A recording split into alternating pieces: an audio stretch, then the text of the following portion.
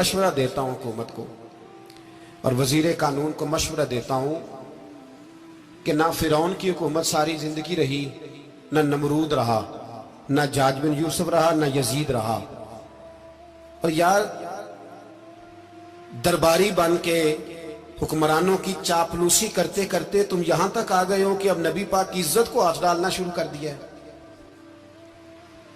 और आप यकीन करें सियासी जमातों का इतना बुरा हाल है कि इनके लीडर के बारे में कोई बात करे तो पागल हो जाते हैं ये एहतजाज कर करके। और उसने डायरेक्ट कह दिया कि खत्म नबूवत का मसला ही कोई नहीं, जो दीन की बुनियाद है, किसी को परवाह नहीं। मुझे तो उन लोगों की फिक्र हो रही है जिन लोगों ने इन्हें वोट दिए हैं, वो अल्लाह को क्या जवाब देंगे। और ये अल्लाह माशाल्लाह सारी सियासी जमातें इस तरह की। और मेरा वजीर कानून साहब को भी मशवरा है कि जिंदगी बड़ी थोड़ी है, बड़ी थोड़ी। अल्लाह सबको माफ करता है, अपने रसूल के गद्दारों को माफ नहीं करता। और यहां तुम्हारी गाड़ियों पे झंडे लगे हुए हैं, वहां भी तुम्हारे झंडे लगेंगे, पर इसलिए लगेंगे कि ये गद्दार है नामूसे रिसालत के। ये झंडे लगेंगे। शर्म करो और डर जाओ, बस कर दो। तुम्हारे मुंह में अब दांत पूरे नहीं रहे। कोई शुगर का मरीज है तो कोई ब्लड प्रेशर का, तो कोई हार्ट का, तो कोई कैंसर का। शर्म करो और अपनी कब्र की भी थोड़ी सी फिक्र करो। बताओ पाकिस्तान के कितने सदर गुजरे, वजीर आजम गुजरे, तो उनकी कब्रें कहां हैं? कोई जाता है उनकी कब्रों पे? किसी को खबर है? क्यों अपने लिए जहन्नम इकट्ठी करते? सारा कुछ दुनियादारी रह गई है, सारा कुछ सिर्फ यही रह गया। हजरत अबू बकर सरदार थे, हजरत उमर सरदार थे कबीले, हजरत उस्मान सरदार थे। उन्होंने सरदारियों को ठोकर मार के रसूलुल्लाह के कदमों में बैठना पसंद किया। सरदारियां छोड़ के गुलाम बन गए।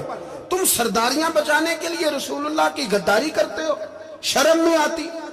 और काम शिकवा है मुझे इन लोगों से जो मौलवी तो कह देते हैं तू सियासत नकार, और किसी सियासतदान को मना नहीं करते कि जब तुझे सूरत फातिहा भी नहीं आती तो तुझे किसने इजाजत दिया इतनी बड़ी बात। और मैंने पिछले से पिछले जुम्मे भी कहा था, फिर कहता हूं और ऑन दी रिकॉर्ड कहता हूं, मरज़ई कल भी काफिर थे, आज भी काफिर और कयामत तक। और जो उनके कुफर में शक करे वो भी, और पक्का बेईमान है, काफिर है। वो वजीर कानून हो या सूबाई हो या विफाकी हो, मन शक्का फी कुफर ही फकत कफर। जो मरज़ई के कुफर में शक करे वो भी काफिर है। हमारे रसूल आखिरी रसूल है। हम किसी को ये इजाजत नहीं देंगे कि वो खत्म नबूवत में रखड़ा डालने की कोशिश करे। हम किसी को ये इजाजत है। और तुमने कौम को लूटा, लूटते रहो, अब ईमान पे डाके तो ना डालो। तुम्हें दौलत लूट के पेट नहीं भरा, अब ईमान लूटना शुरू कर लिया है। तुम्हारा फैक्ट्रियां लूटकर, कौमी खजाना लूटकर पेट नहीं भरा, बेईमानो अब दीन बेचकर अपनी हुकूमतें पक्की करोगे। और वो लोग भी तैयार हो जाएं जो इन बेईमानों को मुंतखब करते हैं, उनसे भी सवाल करेगा खत्म नबुव्वत का मौजू क़यामत के दिन कि तुम बताओ। इनको सपोर्ट करते थे जो रसूलुल्लाह सल्लल्लाहु अलैहि वसल्लम के बाद भी किसी नबी को नबी मानना दुरुस्त जानते थे। शर्म आनी चाहिए, ख्याल होना चाहिए। और मैंने कहा कि हमारा दिल नहीं चाहता, आप यकीन करें, तो हमें शौक है जुलूस निकालने का, तुम्हारे खिलाफ बातें करने का। तुमने रोज थर्मामीटर निकाला होता है, चेक करते हो कि ईमान कितना है कितना नहीं है। ये पाकिस्तान अगर सूबा सिंध है तो हजरत अब्दुल्ला शाह गाजी का है, अगर बलोचिस्तान है तो हजरत बाबा अब्दुल रहमान का है, और अगर पेशावर है तो वो सूफिया का है, और अगर ये धरती पंजाब है तो ये दाता अली अजमेरी की है, ये बाबा फरीदुद्दीन की है। इसमें किसी गद्दार को कब्जा करने की इजाजत बिल्कुल नहीं मिलेगी। और हम वो लोग भी नहीं जो चुप करके अंदर सोते रहे, कौम जो करती है करती रहे, हमें परवाह नहीं ना, ऐसी कोई बात नहीं। कोई बंदा ना समझे कि इन्हें होश नहीं, इन्हें पता नहीं, हमें सारा कुछ ही आता है। फिर अगर कल को कोई मुमताज कादरी पैदा हो गया तो शिकवा ना करना, कल को कोई फिर से आमर चीमा निकल आया तो शिकायत ना करना, याद रखना।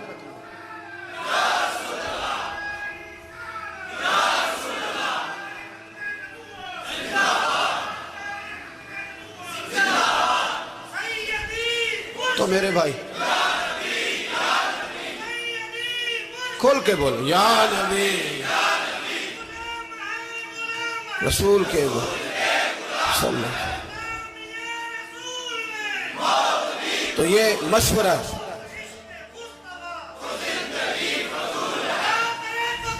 جزاک اللہ، تو یہ تمہیں مشورہ ہے.